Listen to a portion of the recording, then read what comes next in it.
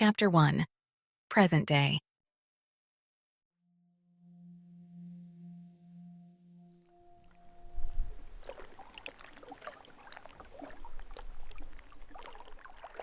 Swan Harbor, June 4th, 7 a.m. Princess. Cameron Hunter stared out over the beach and watched Jessie. Her red gold hair blew around her shoulders. Her stride was just as smooth as when she'd skated competitively, and as it had for years, seeing her caused his heart to trip. What did that mean? He'd given her everything he had to offer, and yet... But did you? Did you really? He brushed back his hair and took another drink of coffee. For the last few nights, he'd struggled to sleep. Waking early each morning, he'd taken a thermos and made his way to the cliff. Located on the edge of his parents' property, it jutted out over the water. During the day, it was the perfect place to think. And at night, the stars were bright. Jessie stopped and kicked at something in the sand. When she picked it up and stuck it into her pocket, he grinned. It reminded him of other times when she'd done the same thing. Suddenly, she looked up. Their eyes met across the distance. His heart stopped, and he almost turned his back on her. Except, he couldn't. That connection that had always pulled them together was still there. What are you going to do about it? Nothing. He wasn't going to do anything. That was how she wanted it, right?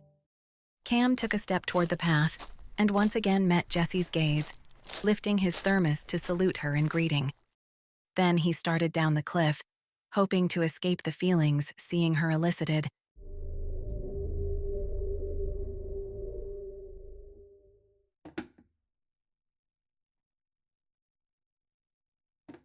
When he reached the house, his brother Gray was standing over the coffee pot, watching it boil. Why didn't you make coffee? I did. Gray slanted him a look. But you didn't share. Are you going to tell Mom on me? It would be a waste of time. Oh? You are the baby, after all. Cam ignored Gray and settled at the table with one of the last pastries. He'd thought when she was out of sight she wouldn't be at the forefront of his mind. Unfortunately, it didn't work like that. Want more? Gray asked once the coffee was brewed. No, I'm good. Gray settled at the table across from him. The look in his brother's steely blue eyes made him uncomfortable. What? You know what? He did, but wasn't ready to acknowledge that. I thought you were going to Boston for a few days. Changing the subject doesn't change what I'm thinking about. Gray grunted. I think you know what. Maybe. Cam sighed. I'm just not... Ready. Gray muttered. I've heard that a time or two lately. It's still true. What about... Don't bring her into it. Cam shut him down. I can't. Love doesn't work like that. Cam laughed. Oh, how would you know? Are you in love? No, I'm just... You know what Mom would say, don't you? She would say the same thing to you. Gray returned. Listen to your heart. It always knows. But did it really? If someone had asked him that same question 3 years, hell, even 4 years ago, he would have agreed. Until she... Is that what you're doing? Low blow. Cam studied Gray for a few seconds, then came back with, I didn't mean it to be one. Is there a problem between you and... I don't know what's going on. Gray cut him off. I'm hoping to figure that out on this trip. And if you don't? Gray shrugged. I'll deal with it then. He wanted to say, it seems we're both having issues. Except if he did so, it could lead to assumptions, ones he wasn't ready to explain. Gray pushed back his chair and gave him a pointed look. While you might want to think our situations are similar, they aren't. Think about that while you're at the wedding and everyone is there. I'll see you in a few days. Cam waved his brother off and pushed his what-if thoughts away. He needed to run an errand while he tried to come up with a plan. Those thoughts propelled him in and out of the shower and toward town. One of his best friends was getting married, and he needed to pick up several things.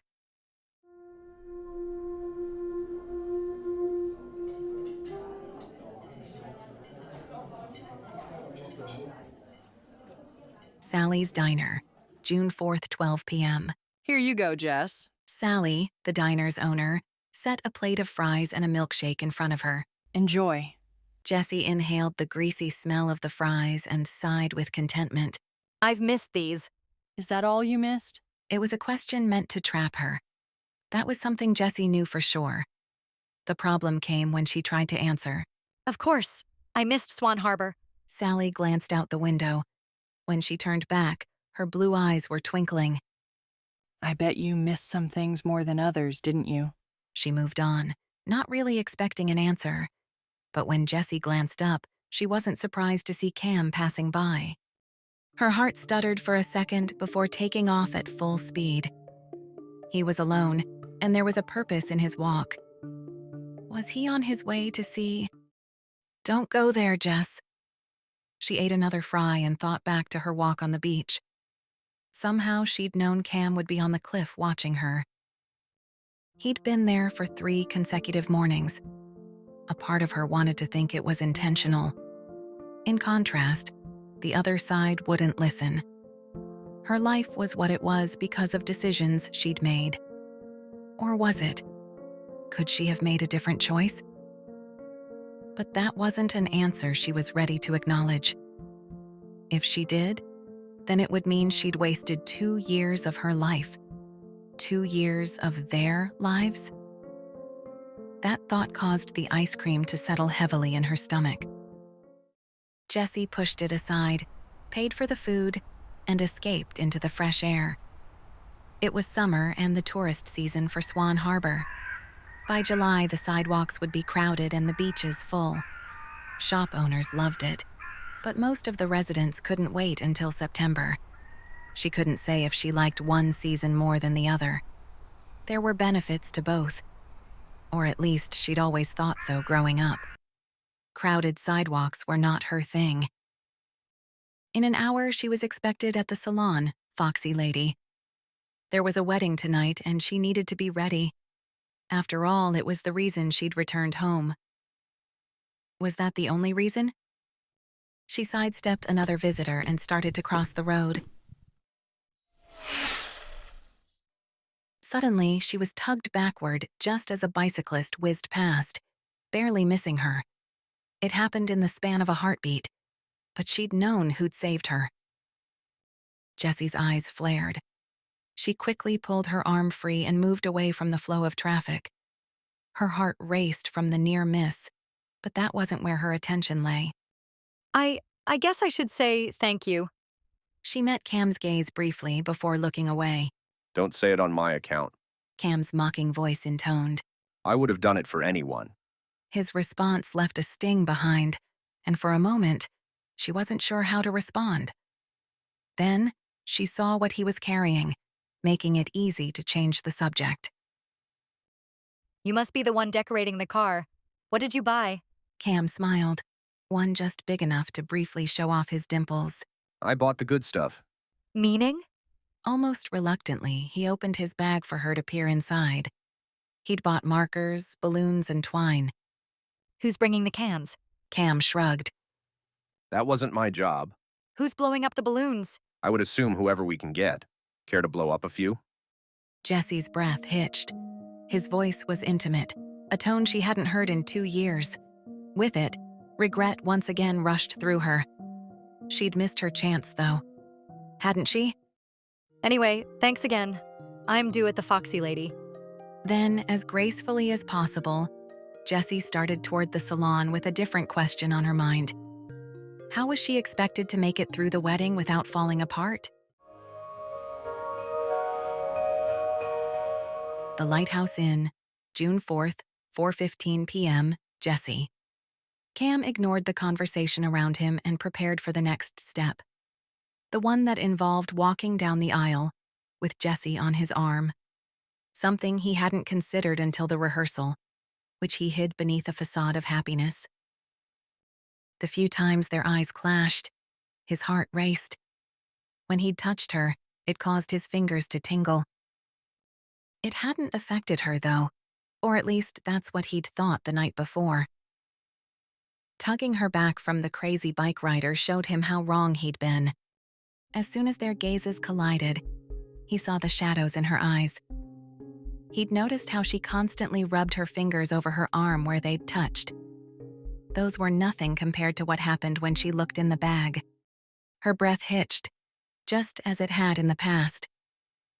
When she glanced up, a rosy hue was spread across her cheeks. Her voice was husky and a touch breathless. Behaviors that gave him hope. But could he trust them? He wanted to think he was happy, but he wasn't sure he believed it. Wanted to think he hadn't missed her, but knew he was lying to himself. Wanted to believe Jessie was his past and not his future, but knew that wasn't true. With one look, he was back under her spell. Just like always, she mesmerized him. Even after she'd crushed him, their hearts were connected and always would be. That should have made everything easy. Instead, it brought back feelings he'd worked to hide. Feelings that didn't involve love. As he was willing to admit, he still loved her. The question was, could he trust her with his heart once again? Finding the answer was put on hold when the minister pulled the groom away. Seconds later, the bride and bridesmaids joined the groomsmen, and almost unconsciously, his gaze drifted to her. Jessie was fussing with the bride's dress. She knew where he was standing. That was evident by the number of times she glanced up. How he felt when it happened didn't help his peace of mind, though. It's about time. The coordinator whispered. Men, and the woman you're escorting down the aisle. Hurry, here comes the music. Cam started walking toward Jessie, who gave him the once-over. Her silent scrutiny left prickles of warmth dancing along his skin, and his nether regions stirred to life. A friend. She's only a friend. It was much safer. Nice words, but did he believe them? Ready? I think so. Cam offered Jessie his arm. When she hooked hers through, he could feel her heat, could hear the catch in her breath. He ignored the fact that everyone was watching them, ignored the heady smell of Jessie's perfume, ignored how her arm felt in his, and focused on putting one foot in front of the other. What he hadn't considered, though, was that when he stood on the groom's side, she was directly in his line of sight. Dearly beloved, The minister began. we are gathered here today. With every word, the barriers he'd built around his emotions started to crumble. With every line the bride and groom repeated, Cam's dreams of the future reappeared. With every crack in his carefully constructed facade fading away, his heart was no longer safe. Was that something he could accept? He wanted to say no, wanted to say he couldn't go through anything like that again. And then, I now pronounce you man and wife. You may kiss your bride. Cam's eyes locked with Jessie's. In them, he saw everything he'd ever wanted looking back at him. Was it still possible to protect his heart?